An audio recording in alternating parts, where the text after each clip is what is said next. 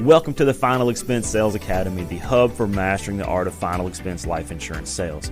If you're looking to become a pro in the final expense industry, you're in the right place. My name is Kyle Williams, and I'm your host to go through the ins and outs of the final expense business, from tips to tricks to industry insights. We cover everything you need to close deals with confidence, provide true value to your clients, and become a better insurance agent. So hit that subscribe button and let's get started on elevating your sales game one video at a time.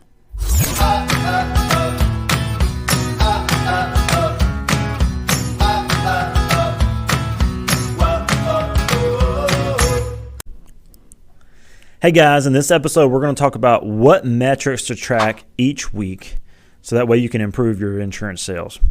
So if you want to determine where you can improve in your business, I recommend that you track 4 metrics so that on a week-to-week basis, so that way you can see where you're at. So it's super simple, okay? You may be at the top of your sales game and think, I don't need to improve. I'm already good at what I do. I couldn't disagree more. Everybody has room for improvement, and as soon as you quit striving to improve, you start falling, okay? You also may be a brand new agent trying to figure out how to get started out of the gate. You know, am I starting out good? Am I starting out bad? How am I improving? These 4 stats will give you the areas in which you need to improve or which areas you're doing great in. So what are the 4 metrics that I recommend that you track each week? Number 1, total leads that you get.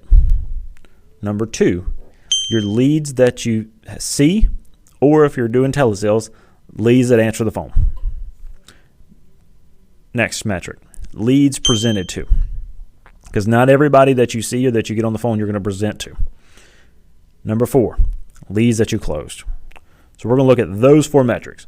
And we're going to break down each metric now, okay? So the leads seen or leads that answer the phone is the first metric, because we already know total leads. You get those leads, you just write it down. I got 25 leads this week. So the lead seed or leads on the phone.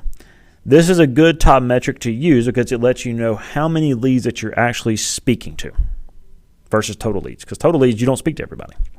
Because you may not get all your leads on the phone, or you may not see all your leads at home if you're doing in-person sales. Next metric, leads presented to. This will give you a percentage of how many leads you see or answer the phone that you're able to present to, okay? Because you're not able to present to everybody that you see. They tell you they're not interested on the phone, hang up, or if you see them in person, they don't let you in the door for whatever reason. Last metric, leads closed. Well, that's easy. How many leads did you sell this week? Not the total amount of apps, leads that you sold, okay?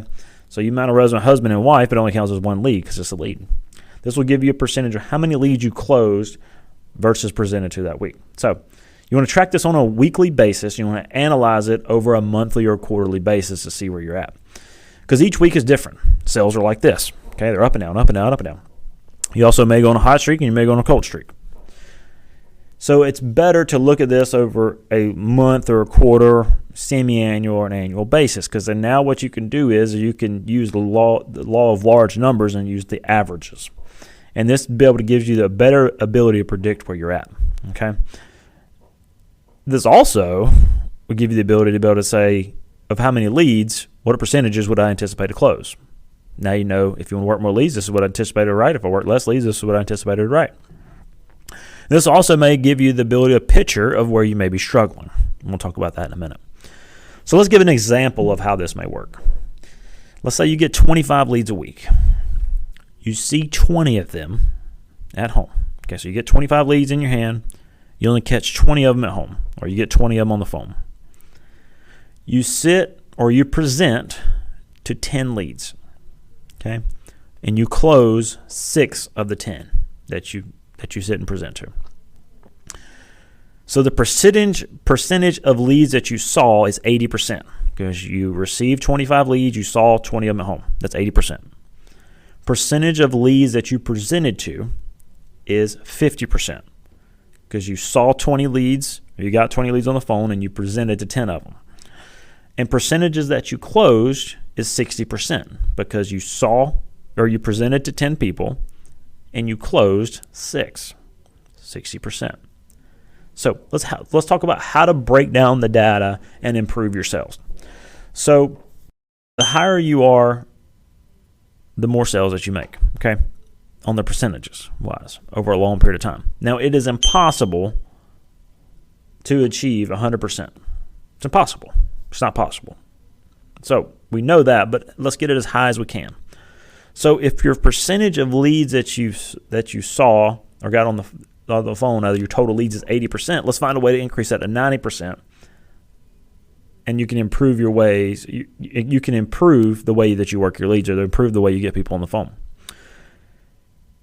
If your closing percentage is 50%, but your leads that you saw is 25%, focusing on getting in front of more people will get you more sales. Why is that? You close 50% that you sit with, but you're only getting and presenting to 25% of the people you saw. So if you increase the people that you saw to 50%, you're going to double your sales naturally.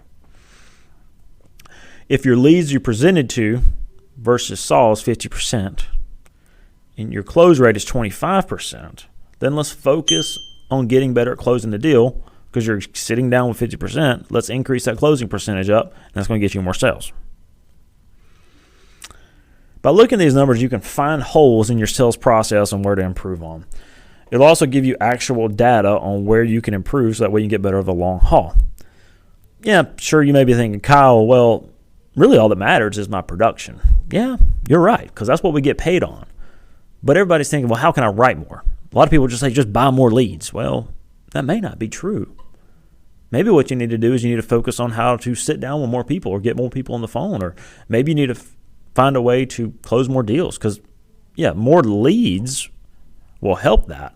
But let's find a way to be more efficient, so that way you can sell more.